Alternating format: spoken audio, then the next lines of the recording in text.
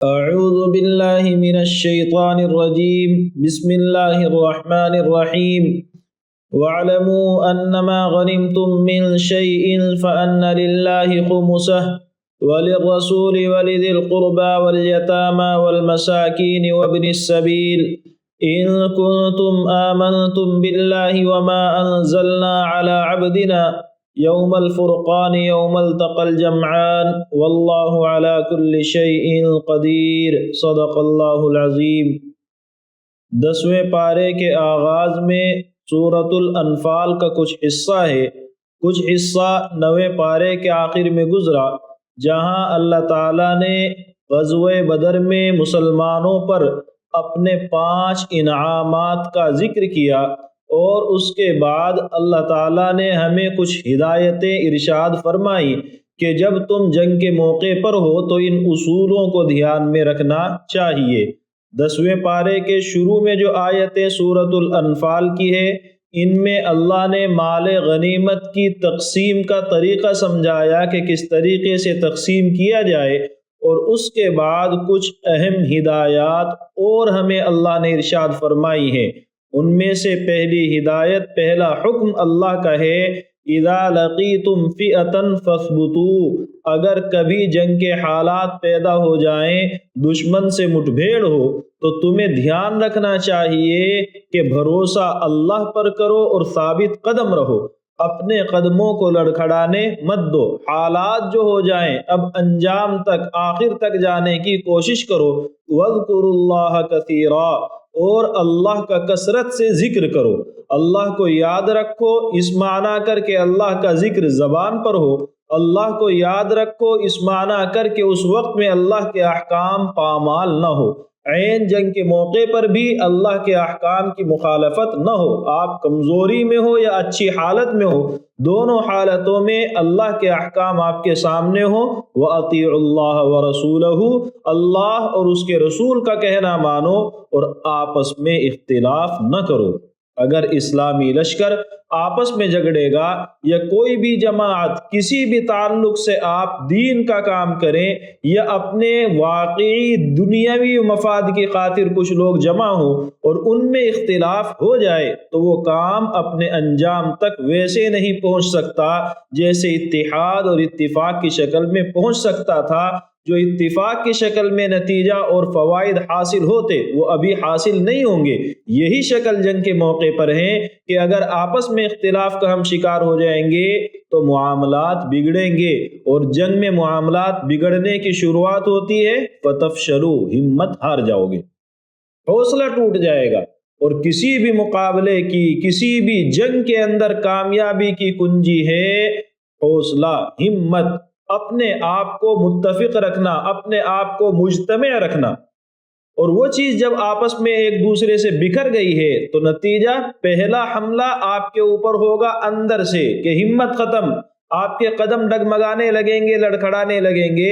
وَتَذْهَبَ رِيحُكُمْ، اور دشمن کے دلوں سے تمہاری ہوا اکھڑ جائے گی، رعب ختم ہو جائے گا۔ اس لیے تمہارا کام متفق رہنا ہے، متحد رہنا ہے، اختلافات نہیں کرنے ہیں۔ لیکن ان اختلافات کو نہ کرنے کا جب اللہ نے حکم دیا ہے تو اس سے پہلے کہا ہے اطیعوا اللہ، اطاعت اللہ اور اس کے رسول کی کرنی ہے۔ جب کوئی قوم نافرمانیوں پر، جب کوئی قوم ظلم بربریت پر متفق ہونے کی کوشش کرتی ہے تو ایک مرحلے پر جا کر اس کا اتفاق پارا پارا ہوتا ہی ہے، ایک مرحلے پر جا کر وہ آپس میں ایک دوسرے کے حقوق کے لیے لڑنے شروع ہو جاتے ہیں۔ تو اللہ نے پہلے ہدایت کر دی کہ تمہیں اللہ اور اس کے رسول کی اطاعت اور ان کے احکام کو مد نظر پہلے رکھنا ہے، اس کے بعد متفق ہو کر کے کام کرنا ہے۔ وَاصْبِرُوا، ثابت قدم رہو، ثابت قدم کسی بھی اللہ کے حکم میں، دین پر استقامت اختیار کرو، جو معاملات، جو ضروریات ہیں ان پر اپنے آپ کو جماؤ، اللہ کو خوش کرنے کی کوشش کرو۔ ان اللہ مع الصابرین، وہ لوگ جو مشکل حالات میں ثابت قدمی اختیار کرتے ہیں، اللہ تعالیٰ کی مدد ان کے ساتھ ہوتی ہے۔ ولا تکونوا کالذین خرجوا من دیارہم، جب تمہیں لگ رہا ہے آپ مقابلہ کر سکتے ہو، جب آپ کو لگتا ہے کہ آپ دشمن پر بھاری پڑ سکتے ہو، تو ایسے موقع پر انسانی فطرت یہ بنتی ہے کہ اس میں اکڑ آتی ہے، تکبر آتا ہے۔ تو اللہ نے فرمایا یہ کافروں کا طریقہ ہے۔ جب تم کسی اہم کام کے اندر بھلے ہی تمہیں لگ رہا ہے کہ وہ کام آسان ہے، اس میں اتراؤ گے، اکڑ دکھاؤ گے، اللہ کی مدد تمہارے ساتھ میں نہیں ہوگی۔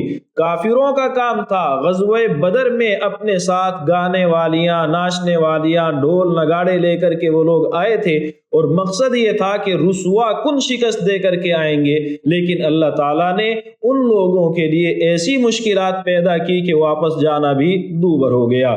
اللہ نے فرمایا وَأَعِدُّوا لَهُم مَّا اسْتَطَعْتُم مِّن قُوَّةٍ۔ یہ دنیا کا نظام آپ جانتے ہیں، تجربہ خوب کرتے ہوں گے۔ دو جماعتیں ایک ساتھ بیٹھیں، دو آدمی ایک ساتھ بیٹھیں، ان میں سے ایک طاقتور ہے، بہت طاقتور ہے، اور دوسرا کمزور ہے، بہت کمزور ہے، اور اس طاقتور کا اس کمزور جماعت سے یا اس کمزور فرد سے کوئی معتد بھی، کوئی بڑا فائدہ وابستہ نہیں ہے۔ اب یہ جب اس کو مشورہ دے گا تو وہ اس کے مشورے کو اہمیت نہیں دے گا، یہ اس کو کوئی دھمکی دے گا، وہ طاقتور اس کی دھمکی کو اہمیت نہیں دے گا، یہ کسی چیز کا مطالبہ کرے گا، وہ اس کے مطالبے کو اہمیت نہیں دے گا۔ جب یہ اپنی بات پوری کر چکا ہوگا، اب وہ کہے گا کہ جاؤ ایسے کرتے رہنا۔ یعنی آپ کے پاس دنیاوی لحاظ سے اسباب نہ ہو، آپ کے پاس دنیاوی لحاظ سے جنگ یا کسی بھی مقابلے کا کافی سامان نہ ہو، تو پھر سامنے والا آپ کی بات کو اہمیت نہیں دیتا ہے۔ یہ نظام اس طریقے سے دنیا کا چلتا ہے۔ اس لیے آپ بحیثیت ملت، بحیثیت امت اس پوزیشن میں رہنے چاہیے کہ آپ کے ساتھ کوئی بھی مشکل حالات پیش آئے تو آپ بہت زیادہ کمزور نظر نہ آ رہے ہوں۔ اللہ نے فرمایا اس وقت میں جو سامان طاقت تم جمع کر سکتے ہو وہ کرو، جو تدبیر اختیار کر سکتے ہو وہ کرو۔ یا ایھا النبی حسبک اللہ ومن اتبعک من المؤمنین۔ جب تدبیر، سامان، انتظامات آپ نے پورے کر لیے، اب اللہ پر بھروسہ کرو، اللہ کافی ہے۔ اپنا کام تم نے پورا کیا، فتوکل علی اللہ، اللہ پر بھروسہ کر لیا، اب یقین رکھو کہ اللہ کافی ہے۔ اگر لوگ جو عین موقع پر آپ کے ساتھ تھے اور ساتھ چھوڑ کر کے جانے لگے ہیں وہ ساتھ چھوڑ بھی دے تو بھی اللہ کافی ہے۔ اس لیے بھروسہ اللہ پر کرنا ہے۔ اللہ نے فرمایا ما کان لنبی ان یکون له اسری حتی یثقل فی الارض۔ اگرچہ یہ غزوہ بدر کے ایک خاص واقعے کا بیان ہے، لیکن حقیقت میں اس میں مشورے کی اہمیت کو ظاہر کیا گیا ہے کہ آپ آپس میں مل جل کر کے جتنے لوگ کام میں شریک ہیں، وہ ان میں جو سمجھدار ہیں، وہ کسی اہم کام میں جب مشورے سے، دیانت داری کے ساتھ مشورہ کر کے قدم اٹھائیں گے، اللہ اس کے اندر خیر پیدا فرما دے گا۔ فیصلہ غلط بھی ہوا، اللہ تعالیٰ اس کی تکلیف سے، اس کے برے انجام سے آپ کو بچائے گا۔ چنانچہ غزوہ بدر میں آپ کو معلوم ہے کہ کچھ لوگ قیدی بن کر کے آئے تھے کفار مکہ میں سے، جن کی تعداد تقریباً 70 تھی۔ ان قیدیوں کا کیا ہونا چاہیے، اس کے لیے اللہ کے رسول نے مشورہ کیا۔ ایک رائے حضرت ابو بکر رضی اللہ عنہ اور ان کے ہم خیال بعض صحابہ کی تھی کہ ان لوگوں سے جان کا بدلہ فدیہ لے کر کے ان کو چھوڑ دیا جائے۔ دوسری رائے حضرت عمر رضی اللہ عنہ کی تھی کہ نہیں، ان کو قتل کیا جائے تاکہ ان کی طاقت ٹوٹ جائے۔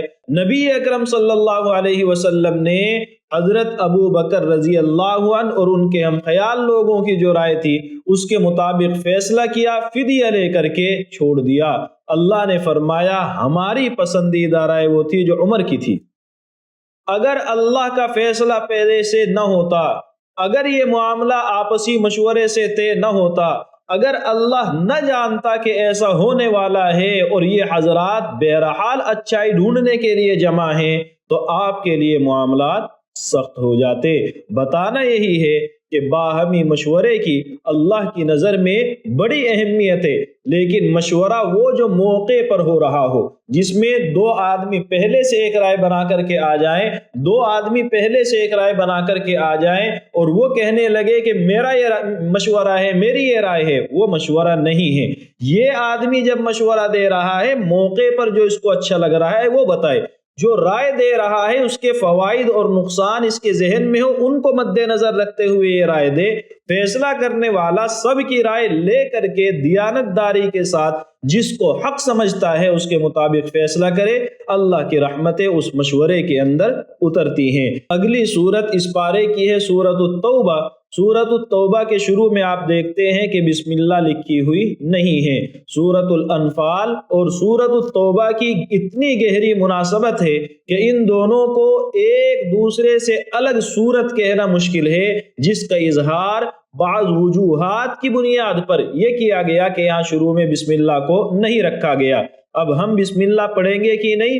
تو قاعدہ یہ ہے کہ اگر آپ پہلے سے پڑھتے ہوئے آ رہے ہیں قرآن اور یہاں پہنچے تو آپ بسم اللہ نہیں پڑھیں گے، سیدھے پڑھیں گے براءۃ من اللہ ورسولہ، اسی طریقے سے شروع کر دیں گے۔ اور اگر آپ یہیں سے قرآن پڑھنا شروع کرتے ہیں تب آپ اعوذ باللہ بھی پڑھیں گے اور بسم اللہ بھی پڑھیں گے۔ غرض اللہ کے رسول صلی اللہ علیہ وسلم جب ہجرت کر کے مدینہ منورہ تشریف لائے تو آپ نے آس پاس کے لوگوں کے ساتھ کچھ معاہدے، کچھ ایگریمنٹ سائن کیے تھے۔ ان میں سے بعض معاہدے یہ تھے، ہم تمہارے ساتھ جنگ نہیں کریں گے، تم ہمارے ساتھ جنگ نہیں کرو گے، دشمن اگر تمہارے اوپر حملہ آور ہوگا ہم تمہارا ساتھ دیں گے، اگر ہم پر حملہ آور ہوگا تو تم ہمارا ساتھ دو گے۔ اس طریقے کی کئی شکلیں ان معاہدوں کے اندر شامل تھی۔ تو اللہ تعالیٰ نے جب دیکھا کہ یہ لوگ میرے رسول کے ساتھ کبھی بھی بدعہدی کر دیتے ہیں، اللہ کے رسول اپنے ہر معاہدے کو نبھاتے ہوئے آ رہے ہیں، اور یہ اللہ کے رسول سے دلوں کے اندر دشمنی رکھنے والے لوگ جب بھی موقع ملتا ہے اللہ کے رسول کو تنہا چھوڑ دیتے ہیں، تو اللہ نے فرمایا اب یہ کھیل تماشا بند کرو۔ بات اب برابری پر ہے۔ اس وقت تک معاہدے تھے، اب کے بعد کوئی معاہدہ نہیں ہے۔ اور ایسا کیوں ہوا؟ پہلی وجہ کہ اللہ کے رسول کے ساتھ معاہدوں کی یہ لوگ پرواہ نہیں کرتے ہیں۔ اللہ کے رسول معاہدوں کو نبھاتے ہیں، یہ لوگ نہیں نبھاتے ہیں۔ اللہ نے فرمایا وَإِنْ أَحَدٌ مِّنَ الْمُشْرِكِينَ اسْتَجَارَكَ، آپ کسی بھی جگہ رہے، ملک کے، دنیا کے کسی بھی خطے کے اندر آپ بستے ہو، کوئی ایسا شخص ہے جو اسلام سے محروم ہے اور وہ اسلام کی حقیقت جاننا چاہتا ہے، آپ کی ذمہ داری ہے آپ اس کو اسلام کی حقیقی تعلیمات سے روشناس کرائیں، اس کو بتائیں کہ اسلام یہ کہتا ہے، ان چیزوں سے روکتا ہے، ان چیزوں کا حکم دیتا ہے۔ وہ باتیں آپ اس کو بتا سکتے ہیں، بہت اچھا۔ حالات آپ کو اجازت نہیں دیتے، مشکلات میں آپ پڑ سکتے ہیں، تو اس آدمی کی رہنمائی اس اصول اور قاعدے کی طرف کر دیں جو آپ کا ملک، آپ کا وطن اجازت دیتا ہے کہ دستور یہ ہے، اس طریقے سے آپ حقیقت تک پہنچ سکتے ہو۔ بالکل بے یار و مددگار کسی کو چھوڑ دینا یہ شریعت کے نزدیک پسندیدہ عمل نہیں ہے۔ اللہ تعالیٰ نے فرمایا ما کان للمشرکین ان یعمروا مساجد اللہ شاہدین علی انفسہم بالکفر۔ اس وقت کی یہ آیتیں ہیں جب مکے کے اندر کافروں کا غلبہ تھا، جب مکے کے اندر خانہ کعبہ کا انتظام کفار مکہ کے پاس تھا اور خانہ کعبہ کی خدمت ایک بڑی خدمت سمجھی جاتی تھی۔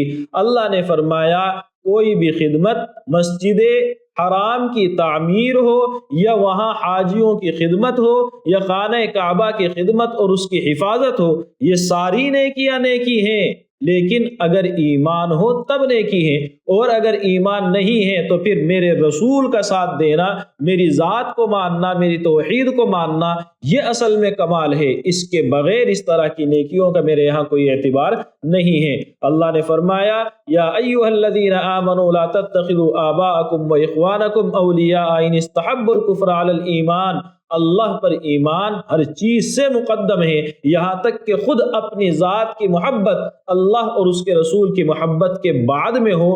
اللہ کی محبت جو تقاضا کرتی ہے اس تقاضے پر آپ پہلے عمل کریں، اپنا ذاتی مفاد جو چاہتا ہے اس کو آپ نظر انداز کریں۔ جب اس درجے میں آپ آ جائیں تو آپ کا ایمان مکمل ہے۔ لقد نصرکم اللہ فی مواطن کثیرۃ ویوم حنین، غزوہ حنین کے کچھ حالات اللہ نے ذکر کیے ہیں۔ اس غزوے میں صحابہ کی تعداد بہت زیادہ تھی۔ فتح مکہ کے بعد کے حالات ہیں جس وقت اکثریت میں آ چکے تھے، ایک بڑی جماعت مقابلے کے لیے گئی تو صحابہ میں سے بعض حضرات کی زبان پر آ گیا کہ آج ہم اپنے افراد کی کمی کی وجہ سے تو نہیں ہاریں گے، حالات کچھ اور ہو جائے تو ہو سکتا ہے، لیکن قلت تعداد کی وجہ سے آج ہمیں شکست نہیں ہوگی۔